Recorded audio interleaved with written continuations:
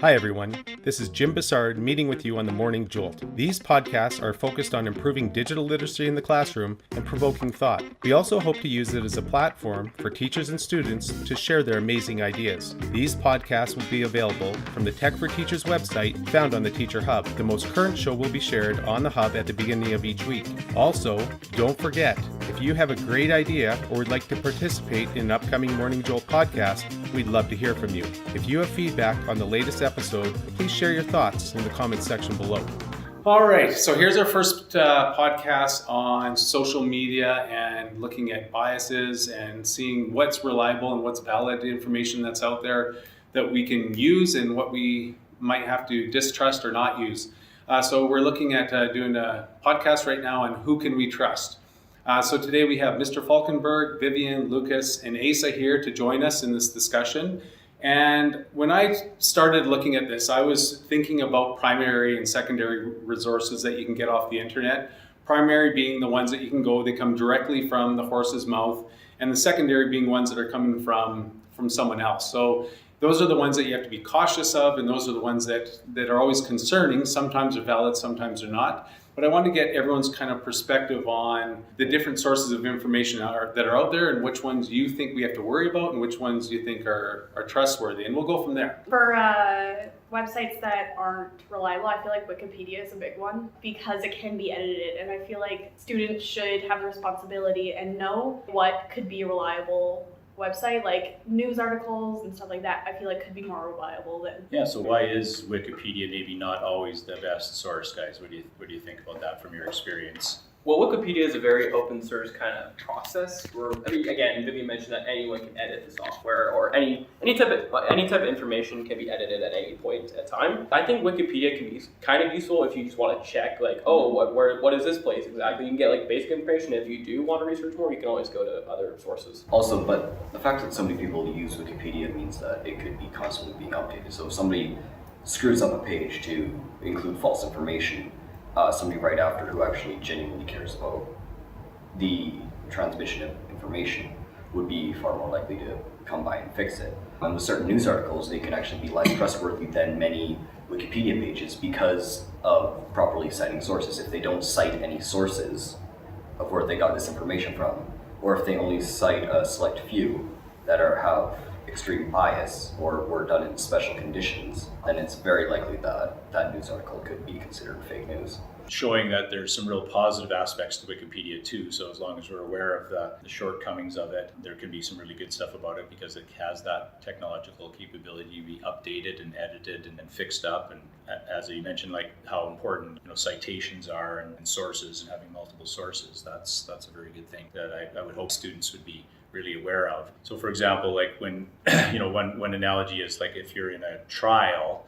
lawyers and the judge, they want to see collaborating evidence, multiple witnesses, right? And just one witness, if that was the only evidence, that would be a really weak case, right? And so when you're looking at important social studies issues, or even if you're researching for science or English, you want to have those multiple sources backing you up, right? So that you have a higher chance of actually being accurate. So I also feel like it should be the student's responsibility to make sure that their sources are valid and okay. Like I know with your class, you like it when we have bibliographies at the end of our projects, and you actually mark us for that.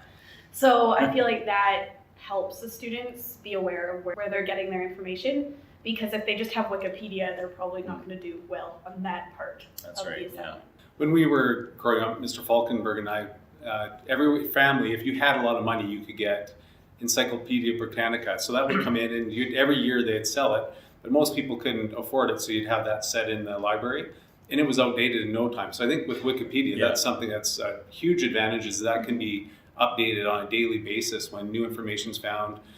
You hope you get authentic and you get credible people that are adding to that site. And I think they've done a better job with the authorship on the site, right? Where they're trying to get credible people, and they're trying to screen it and filter it so the information on there is legitimate. Now, what about the other thing that I noticed from when I was young to now is when I go to a news broadcast, or if I watch a sports broadcast, I find that broadcasters, when we were growing up, they tried really, really hard to be unbiased. And you really didn't know if you're listening to an Edmonton Oiler game, if the broadcaster was an Oiler fan or a Flames fan, but he could be broadcasting from Edmonton. What do you guys think? Do you think there's a slant or a bias in the news that we hear online or from different sources that we read or we see on the internet? Oh, definitely. There's, for example, Fox News has a very strong conservative bias, while, for example, CNN has a bit more of a liberal bias.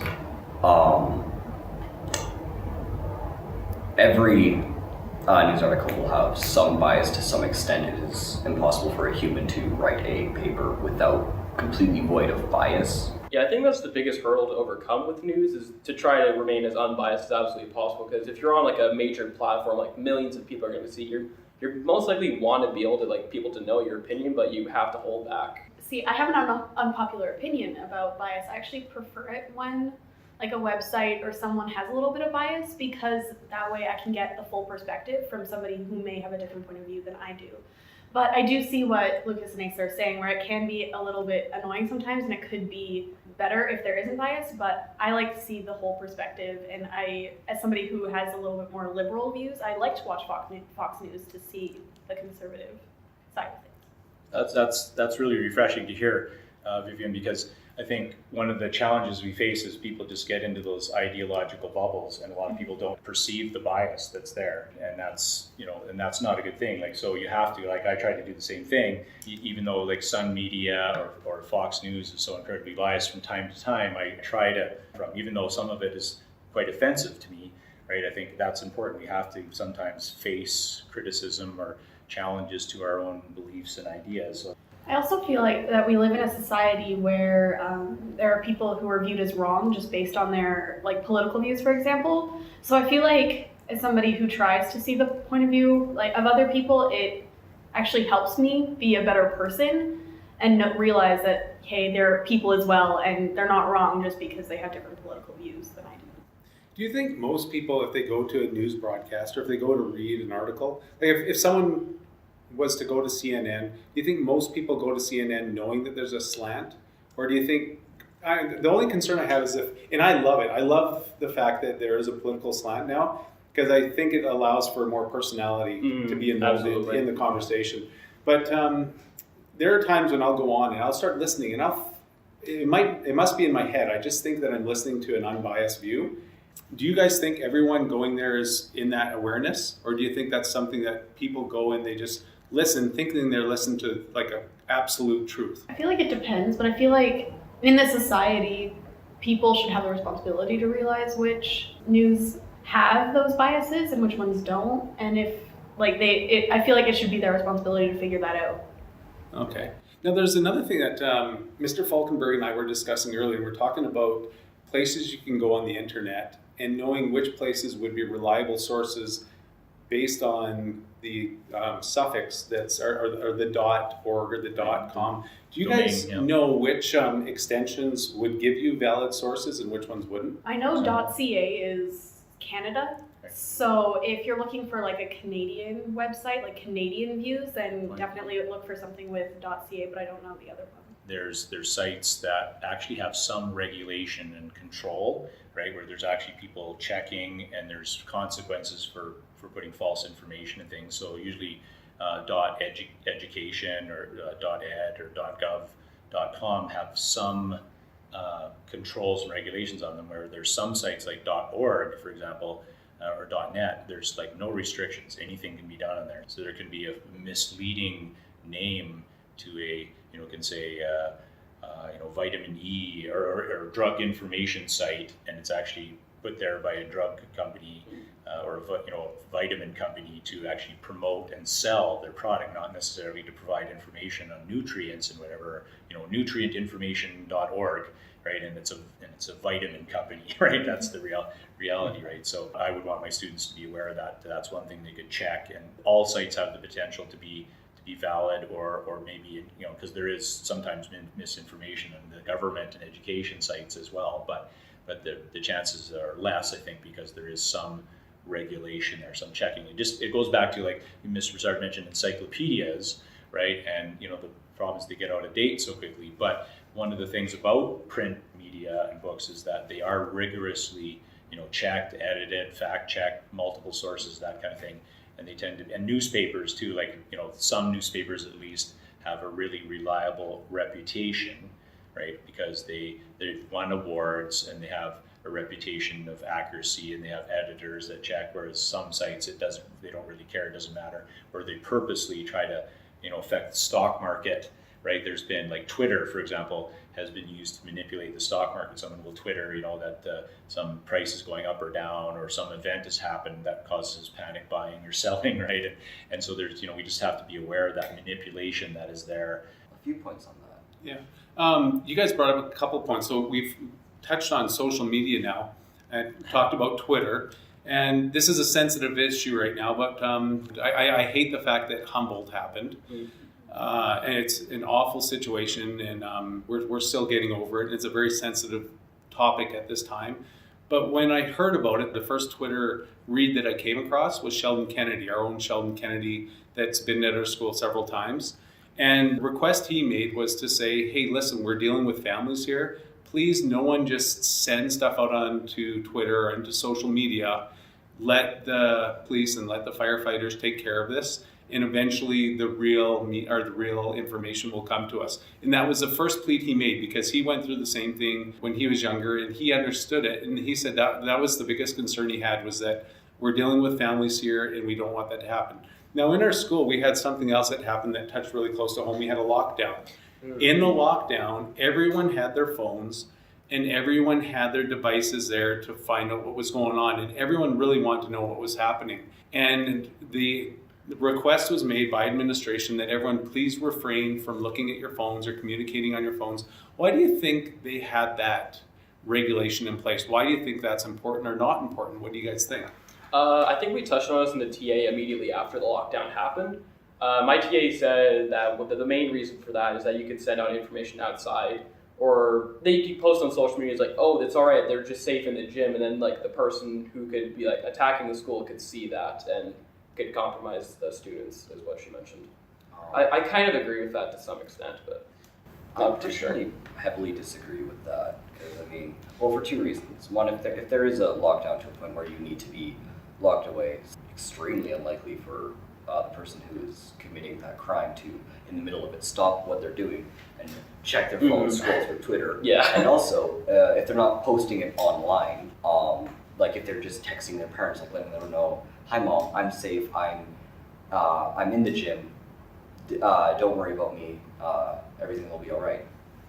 That information is on a closed network between person A and person B, or if it's in a group chat, then just those people. So it's highly unlikely that the person committing that crime could find that information. As someone who's really close with their mom, it was really scary to me knowing that there's no way of my mom knowing that I'm safe or not safe. So I broke the rule and I texted my mom and I told her that I was safe, because I was scared that if something were to happen, like there was a school shooting, which fortunately there wasn't, but if there was and I were to pass away, I just wanted her to know that I felt like I was okay at that time, and I wanted her to know that I loved her and I cared about her. So I broke that rule to talk to my mom, and I don't regret it, and I don't think that I shouldn't have done that, because there is no way of my mom knowing what is going on at all. Now, in my class, I had an interesting situation where a student did communicate with a parent, and the parent gave information to the student about what was happening in the school. So that information, it either came from a secondary source, or it came from a secondary source. We know it didn't come from a primary source because the primary source hadn't announced it to our school yet. And that source ended up being false. And it was a bigger story than what actually happened. My concern was that after that source was provided to her, and she thought it was true, is that it would have been shared amongst other people, or maybe she'd share it with other people at her school, and that would become an issue where there would be panic. That's kind of what I was thinking about as far as the sources of information and what's credible and what isn't. And I think that's the intent, is that we're not having that exchange of information. You guys are talking about pouring information out and sharing information with your parents, not as much as you were about pulling it in, right? Like almost all of you were more concerned about letting someone else know about your condition. Is that right? Yeah. Is that a fair thing to say? Yeah. do you guys think would you want to get information from others to know what was going on? Because we were in the dark. We were all in the dark, literally. Well, definitely. I think most of us were very curious about what was going on, but the amount of information available at the time was really scarce. But I think a couple hours after it happened, more information started coming in and coming in. Another odd situation, we didn't even know that it was an actual No. emergency lockdown at that time. We thought it was a drill, and so I feel like it should have been better communicated to the teachers, especially. What do you think of the experience, Mr. Falkenberg? What Vivian shared with us, I'm sure she's probably not the only one. Well, I know she's not the only one that did that kind of thing, and it's so understandable, right? It's just, there is, I don't know, how do we balance that, the safety and the parents were just desperate to find out what's happened. So I had the same experience in my class, like just, I had a student just said, Mr. Falkenberg, I'm going insane because my mom has like texted me 60 times and phoned 30 times, and it's driving me crazy. Can I, please contact her? And so I actually let him do that at that point, because it was just such a strain on the poor student, and I'm sure on the mother too. And again, yeah, it's just so tough because we didn't know what was going on really, and people were desperate for more information, and it's very stressful to be in a lockdown that long, right? And it's so understandable. We're so used to depending on that technology to find out information and find out what's going on right now, and it's sort of, we have to be careful because that, like Mr. Bussard said, that can be a tool that's used against us, if we're not careful, right? Like, so it's perfectly understandable what you did, but at the same time, we just have to be so careful because it could, potentially backfire, right? But, so all of you have some very good points on that. It's a tough issue. It is. It's a really tough issue. All right. Well, I think that we covered a lot, you guys. Media is a huge library of information that's out there right now, and we have to have an awareness of what is reliable and what isn't. I think you guys have shared some information that is going to provide insight to other people in the school and other people that are going to be listening to this. I've appreciated it. Thank you, Vivian. Thank you, Lucas, for your feedback. Mesa, as always, and Mr. Falkenberg. It's been a pleasure. Thank you. That's it, you guys.